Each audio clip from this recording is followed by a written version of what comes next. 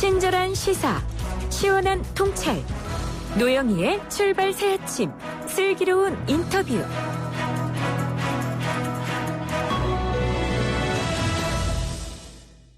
신종 코로나 바이러스 발생 2달입니다. 어제 0시를 기준으로 해서요. 중국 내 사망자가 422명에 이르고요.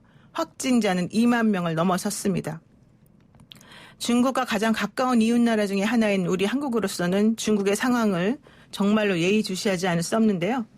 어제 싱하이밍 신임 주한 중국 대사가 기자회견을 열고 중국 정부는 일주일 내지 열흘 안에 절정에 달한 뒤에 효과적으로 이 코로나 바이러스가 제어될 것으로 분석하고 있다. 이렇게 밝히기도 했죠. 정말 그렇게 될 수 있을지 중국 현재 상황 한번 알아보도록 하겠습니다. 여러분들 잘 알고 계실 겁니다. 장윤선 전 오마이뉴스 국장 지금 현재 베이징에 가 계시는데요. 한번 전화를 연결을 한번 해보겠습니다. 기자님 나와 계시죠? 네, 안녕하세요. 오랜만입니다. 네, 한국에 계시는 우리 팬들께 혹은 우리 애청자 여러분들께 인사 한번 해주세요. 아이고, 네, 오랜만에 그 좋은 소식으로 연락을 드려야 하는데 중국 상황이 너무 안 좋아서 어쨌든 아침부터 우울한 소식을 전하게 돼서 좀 송구하게 됐습니다. 네. 자, 그런데 사실 이제 우리가 나누고 싶은 얘기가 뭐 이렇게 막 아주 밝은 그런 소식이 아니라 좀 우울한 소식이라서 저도 좀 사실 마음이 안 좋은데요. 네. 지금 중국에서 매일같이 몇십 명씩 사망자가 증가한다는 이런 소식이 들어오고 있어서 한국이 좀 걱정을 많이 하고 있거든요. 현지에서 네. 직접 보고 계실 테니까 중국의 위생 상태나 감염병 예방에 있어서 좀 부족한 부분 이런 게 있다면 어떤 게 있는지 좀 말씀 듣고 싶은데요. 네, 우선 오늘 아침 발표된 통계 자료부터 말씀을 좀 드려야 될 것 같은데요.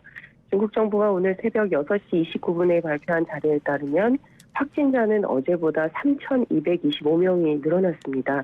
모두 23,696명으로 집계가 됐고요.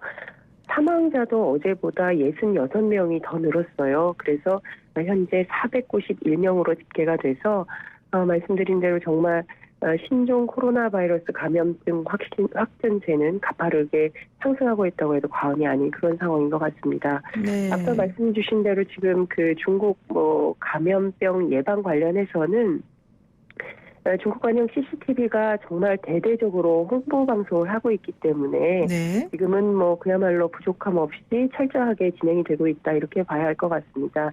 매일 4시간마다 손 씻기, 마스크 착용을 알리고 있고요.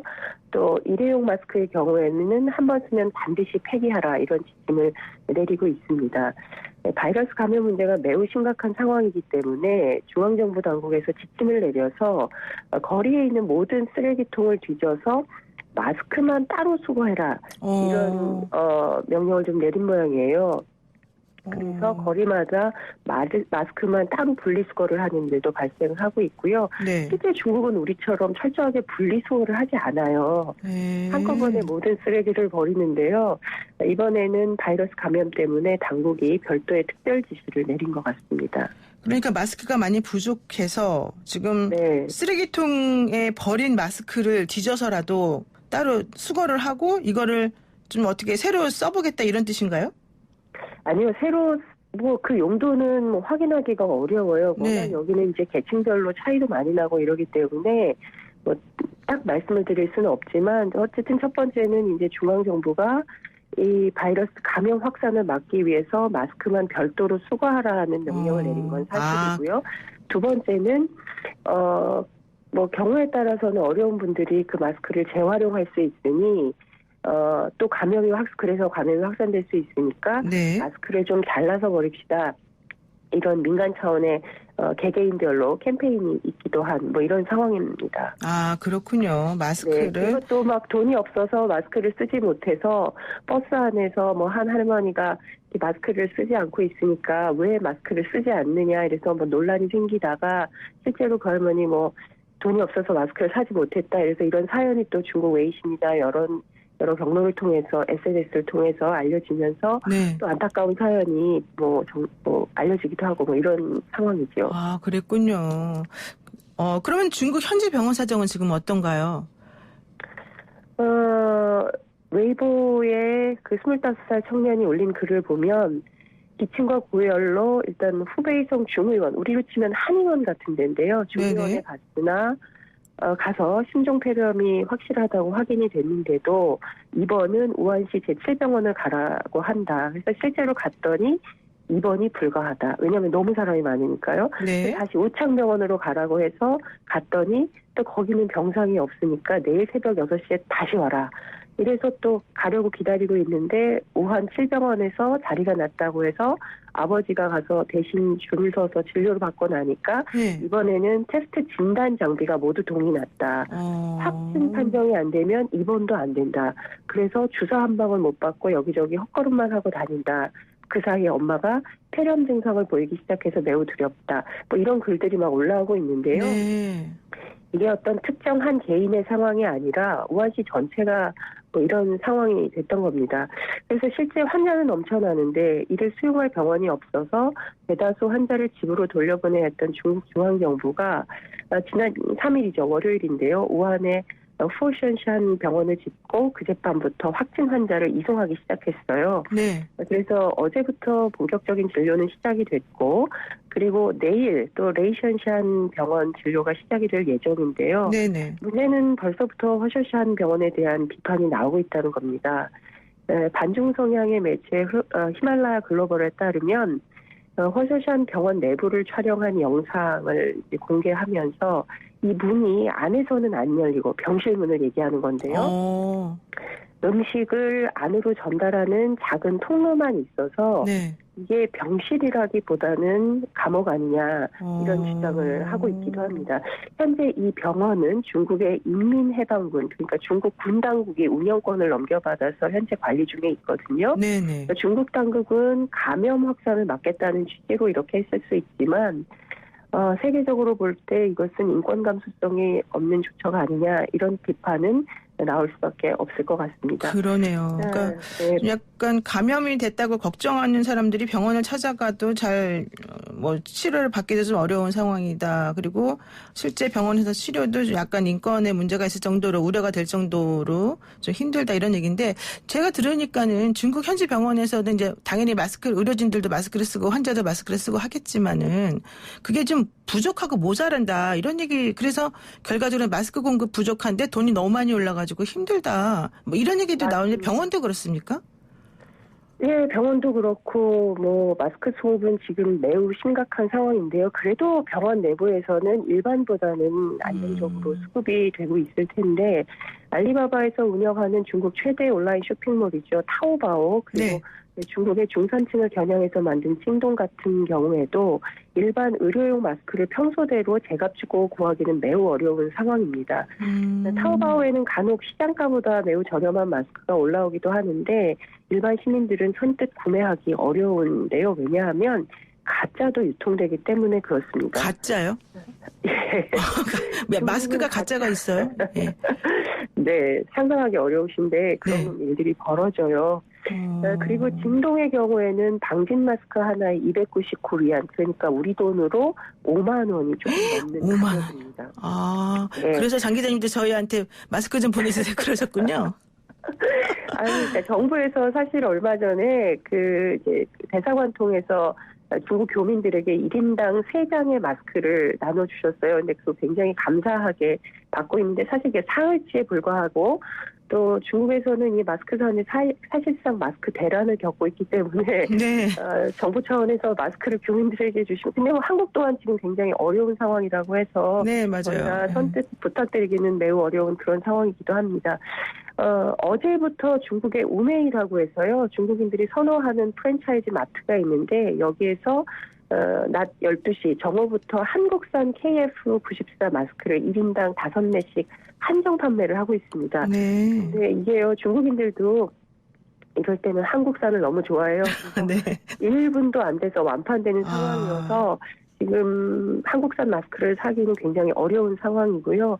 그리고 또 한국의 딸공이라고 해서 보따리 무역상들이 있거든요. 네. 이분들이 직접 형 들고 가서 한국에서 마스크를 구매를 해온다고 하는데 실제로 중국에서는 현재 웃돈을 주고라도 마스크를 구매할 수 없는 그런 상황입니다. 그래서 우리 교민들은 평소에 쓰던 방진 마스크를 요새 중국 햇볕이 굉장히 좋거든요. 네. 햇볕에 잘 말려서 재활용을 하고 있는 이런 상황입니다. 그렇군요.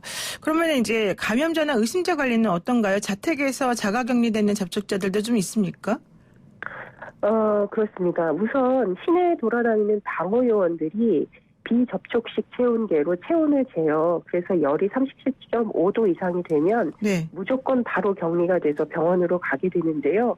이 격리된 상태에서 검사를 해서 양음성 판정을 가리고 양성 판정이 나오면 바로 격리병원에 입원을 하게 되는 이런 상황입니다. 근데 앞서 말씀드린 대로 의료시설이 턱없이 부족하다 보니까 치료조차 받지 못하고 사망에 이르는 경우가 굉장히 발생을 하는데요.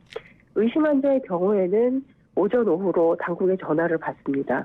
이를테면 우한에 직접 다녀오지 않았더라도 네. 후베이성 내부의 다른 지역을 다녀왔다 하더라도 공안 당국은 우선 AI를 통해서 아침에 전화를 해서 건강과 체온을 체크를 하고요. 또 각 아파트마다 주민위원회가 있어요. 예. 이 주민위원회에서 사람이 또 직접 전화를 해서 체크합니다. 학생의 경우에는 학교에서, 회사원이면 직장에서, 경우에 따라서는 전직 직장에서 또 전화를 해서 몸이 어떠냐, 체온이 어떠냐 계속 체크를 하는데요.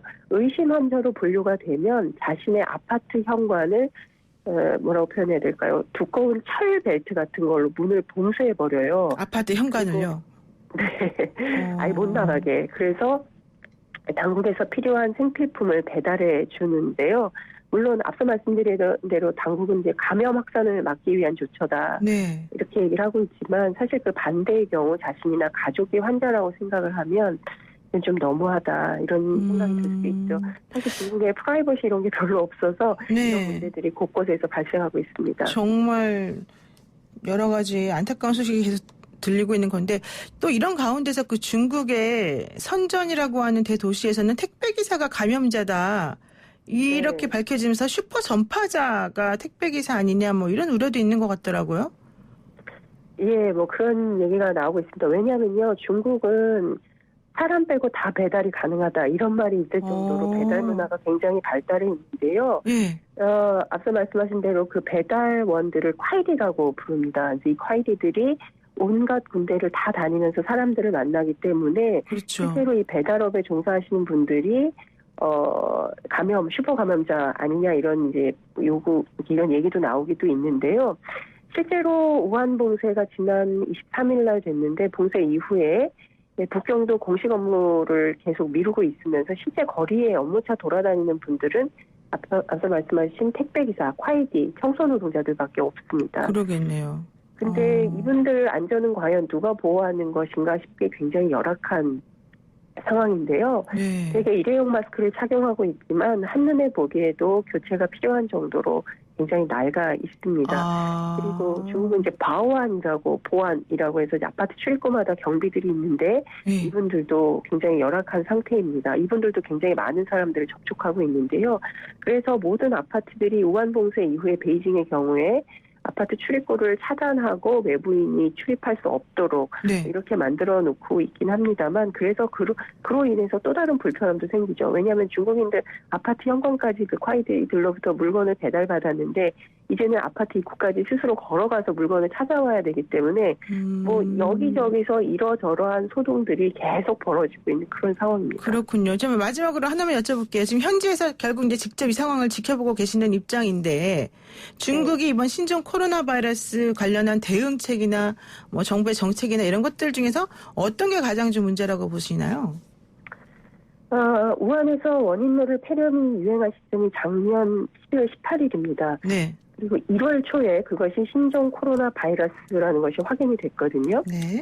중앙정부 차원에서 질병관리를 시작한 게 1월 20일입니다. 그러니까 집단 발병 20일 후에야 중앙정부가 관리를 시작했다 이렇게 볼 수 있는데요. 문제는 곧바로 춘절 연휴가 있었다는 점입니다. 이 춘절 연휴는 모두가 아는 것처럼 민족의 대이동이 일어나는 그런 상황인데 그렇다면 춘절 이전에 정부가 이동금지령을 내렸어야 했던 것은 아니냐. 우한에서 500만이 빠져나가기 전에 중앙정부나 지방정부는 장서기는 무엇을 하고 있었던 것이냐. 이런 비판들이 시민들 사이에서 나오고 있는 겁니다. 우한 시민들의 발언을 종합하면 23일 우한 봉쇄 전날까지도 우한에서 마스크를 쓴 사람이 없었다는 겁니다. 매우 심각한 골든타임을 놓쳐버린 거 아니냐. 이런 네. 비판이 나오고 있는데요.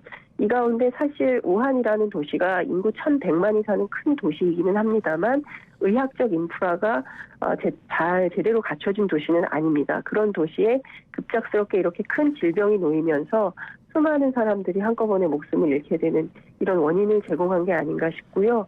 중국의 의료 시스템이 우리 같지 않아요. 굉장히 낙후해 있고 또 공공의료 시스템이 제대로 갖춰져 있지 않기 때문에 이런 재난적 상황이 맞닥뜨려졌을 때 이겨낼 수 있는 힘이 부족한 것은 아닌가 이런 안타까운 마음도 듭니다. 네, 알겠습니다. 오늘 말씀 여기까지 드릴게요. 아유, 고맙습니다. 네, 감사합니다. 네, 지금까지 베이징 현지에 계시는 장윤선 기자와 함께했습니다.